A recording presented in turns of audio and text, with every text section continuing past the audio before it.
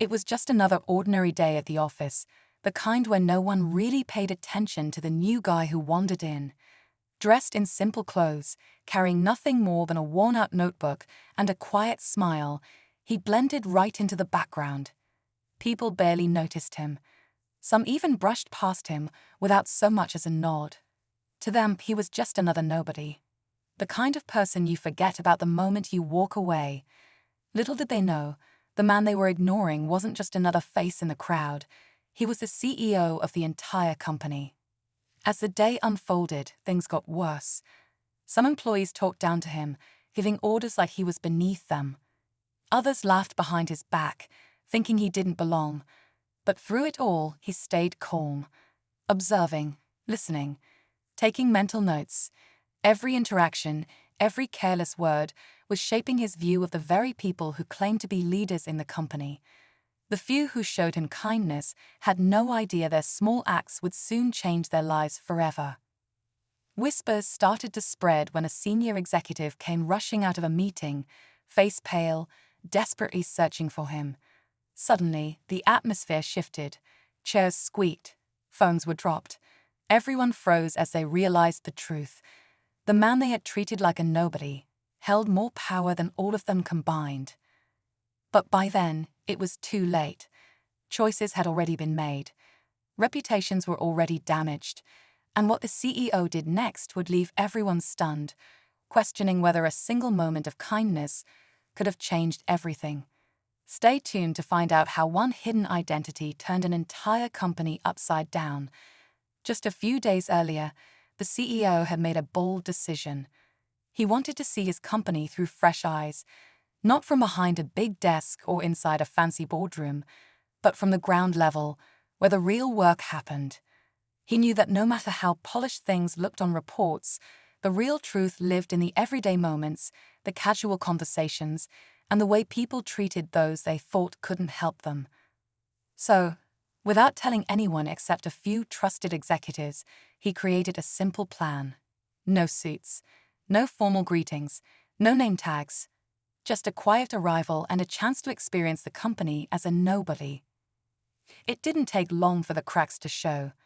Some employees were hardworking and kind, offering to help him find his way, answering his questions without a second thought. But others, the ones who smiled the brightest when the real CEO was around, showed a different side. They were rude, dismissive, and in some cases, downright cruel. They treated him like a burden rather than a person. In meetings, they interrupted him, ignored his ideas, and made sure he knew he didn't belong.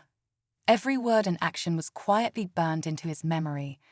The CEO wasn't just gathering impressions, he was seeing the true heart of his company. The people who thought they were untouchable, the ones who believed kindness was only for those who could give them something back, had no idea they were being watched by the very man who had built the company from nothing.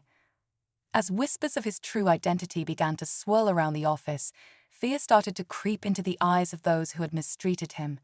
But the CEO hadn't made his move yet, and when he finally did, it would change everything.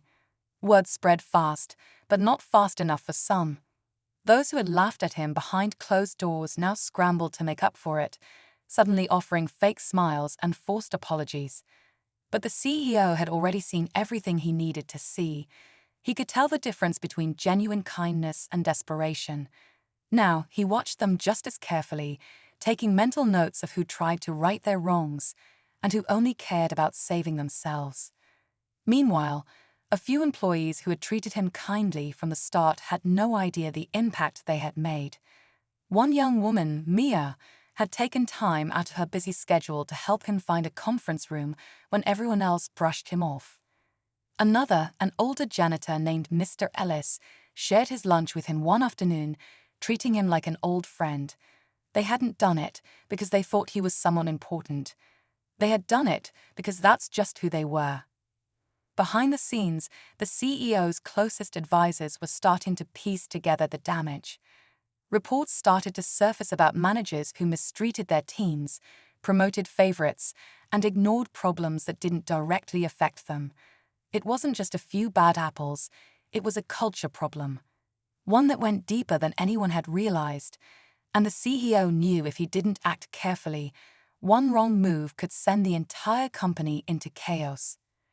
Tension inside the office kept building. Every conversation felt heavier, every meeting more awkward. Some employees walked on eggshells, afraid their past actions would catch up to them. Others tried to pretend nothing had happened, hoping the storm would pass. But deep down, everyone knew it wouldn't. The CEO was watching, waiting, and preparing for a move that no one could predict, and it was only a matter of time. Days turned into a tense waiting game. Everyone knew something was coming, but no one knew exactly when or how it would happen. Meetings became stiff and silent, filled with fake smiles and nervous glances. Managers who once barked orders now spoke with trembling voices. The employees who had acted with kindness still carried on as usual, unaware that their actions had set them apart in the best way. But for the others, fear hung in the air like a heavy cloud. Then, the CEO called for a company-wide meeting. No agenda, no details, just a simple message: mandatory attendance. Whispers echoed through the halls. Some tried to guess what was about to happen, while others sat quietly at their desks, faces pale and fingers tapping anxiously. The idea of being exposed, of having their true colors shown in front of everyone, was enough to make a few people consider walking out before the meeting even started. As the day of the meeting arrived, the atmosphere inside the office was almost unbearable. People straightened their ties, rehearsed excuses in their heads, and shot guilty looks at one another. In the grand conference hall, employees packed the rows of chairs, all eyes locked on the empty stage at the front. Phones buzzed quietly with nervous messages between co-workers. Some whispered prayers under their breath. When the CEO finally walked onto the stage, it was like the air had been sucked out of the room. No fancy suit, no bodyguards, just the same simple man they had overlooked days ago, now standing before them with a calm, almost unsettling presence. He looked around the room, meeting eyes with the very people who had judged him, dismissed him, and underestimated him. And then, with a slow, steady voice, he began to speak. But what he said next would leave the entire company hanging on the edge of their seats, knowing that everything was about to change forever. The room was dead silent as the CEO looked over the sea of nervous faces. Every heartbeat seemed loud enough to hear. For a moment, he just stood there, letting the weight of the moment settle over the crowd. Then, with a calm but sharp voice, he dropped the first bombshell. This wasn't just a meeting. It was an evaluation. And not just any evaluation.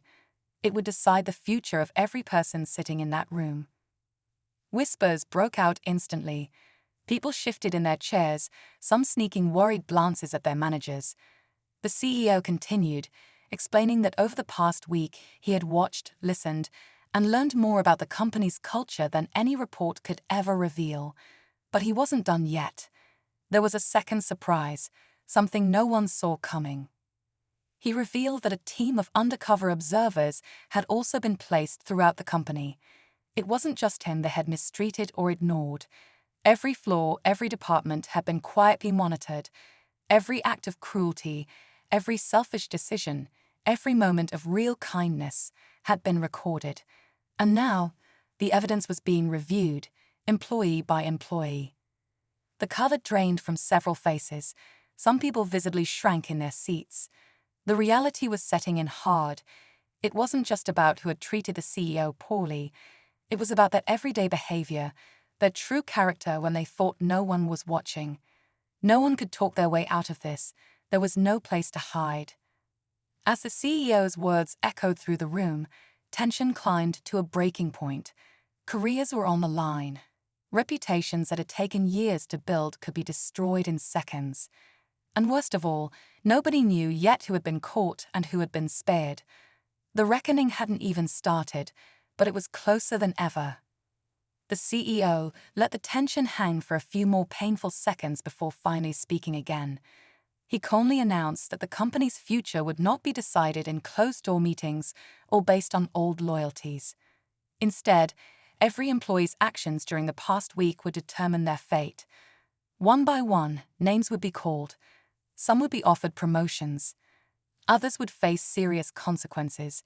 and a few would be asked to leave immediately. The first names echoed through the hall. Mia, the kind-hearted assistant, was called up first. She stood nervously as the CEO smiled and publicly praised her for her genuine kindness and leadership potential. In front of everyone, he offered her a major promotion, a role that would allow her to help reshape the company's culture from the inside out. The room broke into nervous applause, some clapping half-heartedly, others with real admiration.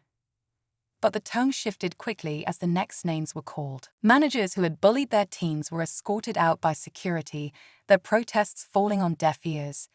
Employees who had ignored or mistreated the nobody CEO found themselves stripped of titles and privileges. The reckoning had begun, and there was no stopping it. Just when it seemed like the dust might settle, the CEO delivered one final twist. He revealed that he wasn't acting. The room erupted into a mix of stunned silence and genuine applause. Some couldn't believe what they had just heard, while others smiled, realizing real change was finally happening.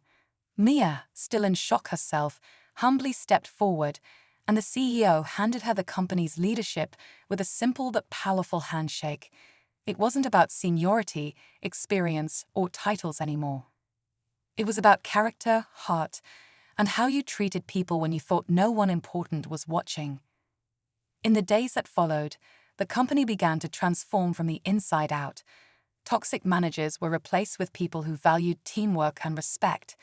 Open-door policies were introduced to give every employee a real voice. People started treating each other with more patience and understanding, not because they were afraid of losing their jobs, but because they finally saw what true leadership looked like. The undercover CEO had taught them a lesson they would never forget, that success isn't just built by strategies and profits, but by kindness, respect, and integrity. As for the former CEO, he didn't walk away from the company completely. He stayed close, acting as a mentor for Mia and her new leadership team, guiding them with quiet strength from the background. His mission had never been about punishing the bad. It was about giving the good a real chance to shine. The story of the nobody CEO spread far beyond the walls of the company, becoming a powerful reminder for anyone who heard it. True character is revealed not when you're being watched, but when you think you're invisible. In the end, the people who rise the highest are often the ones who lift others first, and sometimes the biggest changes come from the simplest acts of kindness.